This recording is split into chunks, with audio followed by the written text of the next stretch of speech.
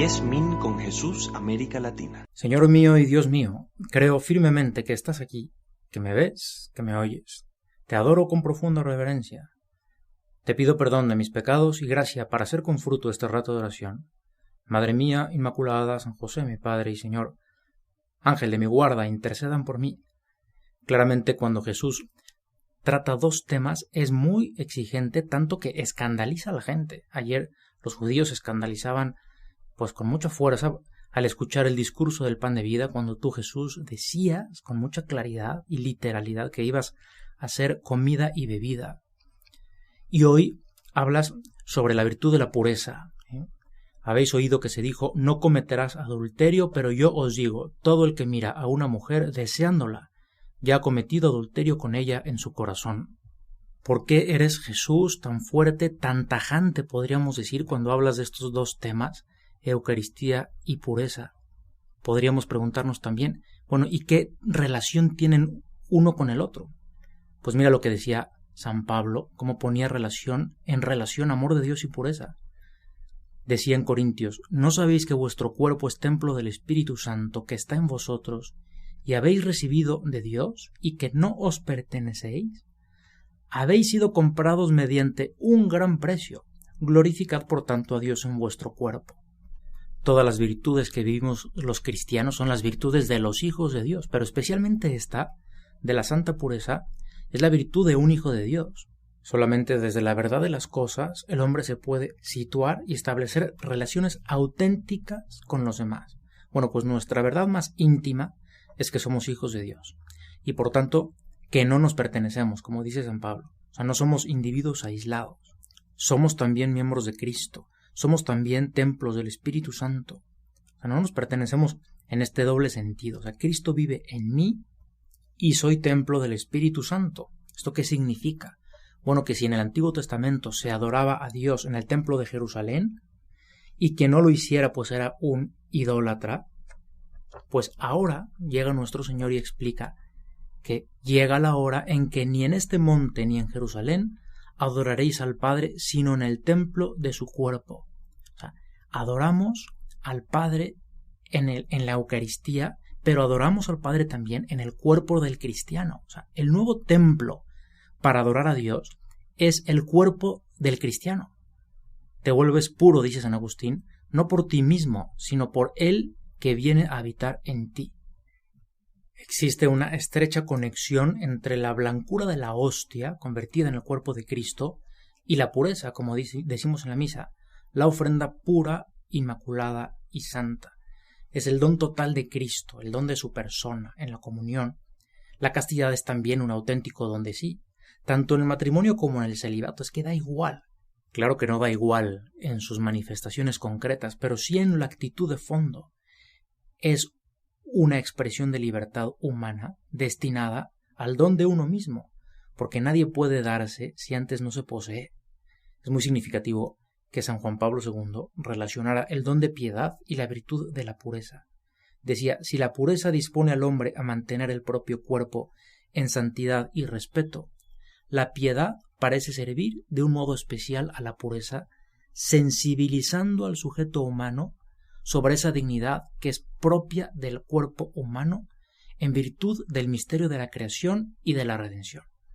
No son palabras profundas, pero que nos hacen un poquito entender que el don de piedad nos da el don de respeto a lo sagrado. La pureza es la gloria de Dios en el cuerpo, de modo particularmente misterioso e inefable cuando recibo a Jesús real y sustancialmente presente en la Sagrada Eucaristía. Pues vamos a pedirle al Señor: Jesús, dame esta sensibilidad.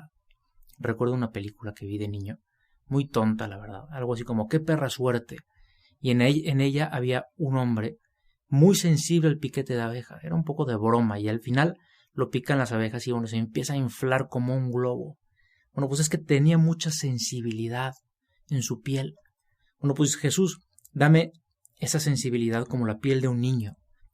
La Eucaristía exige en efecto una cierta pureza. La podemos pedir así también cuando el sacerdote eleva la hostia al momento de ser consagrada. Señor, dame vida limpia, como esa hostia, blanca. como se lo pedía a San José María en la comunión espiritual: yo quisiera, Señor, recibirte con aquella pureza.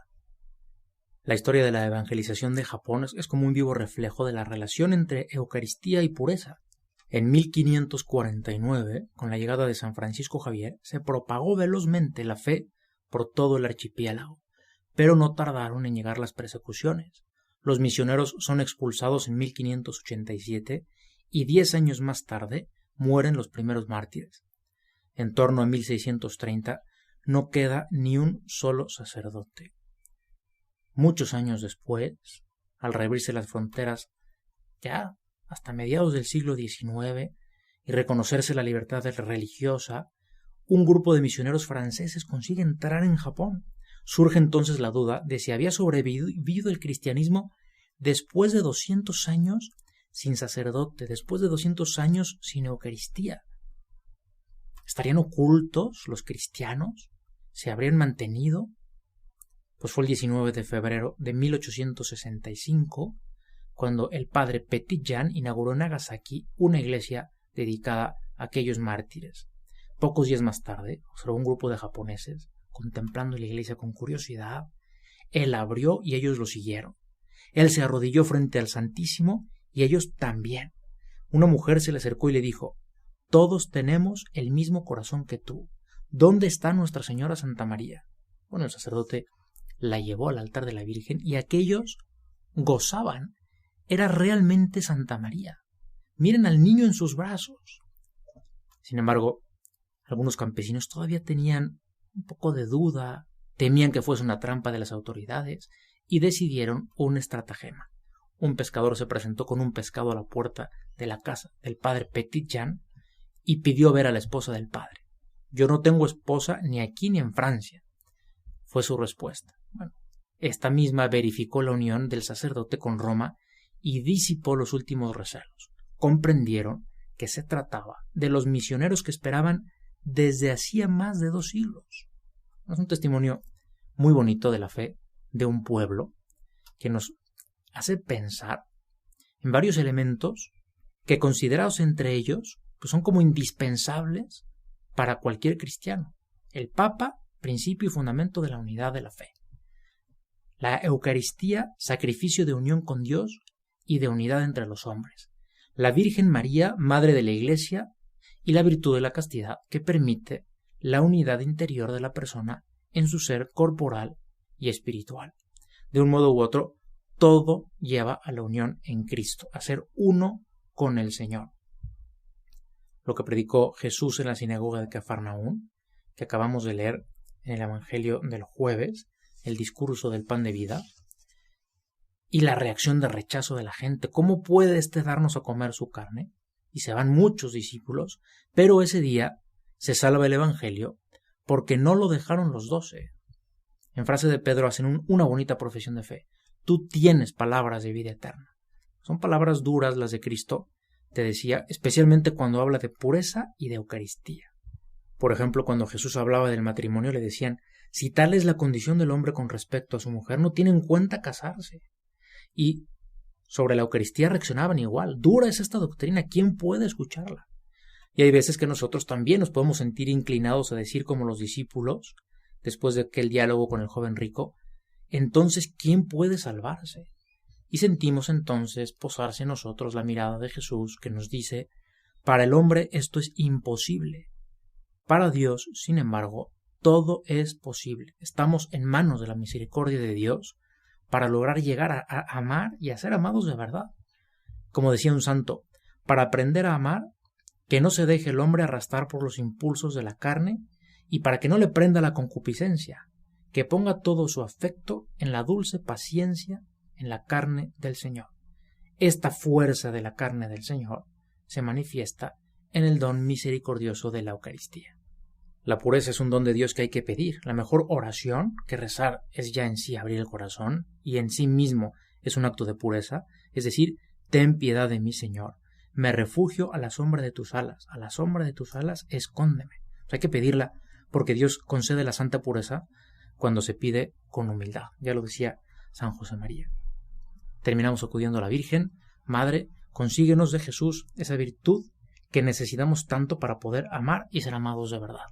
Y te doy gracias, Dios mío, por los buenos propósitos, afectos e inspiraciones que me has comunicado en esta meditación. Te pido ayuda para ponerlos por obra. Madre mía Inmaculada, San José mi Padre y Señor, Ángel de mi guarda, intercedan por mí.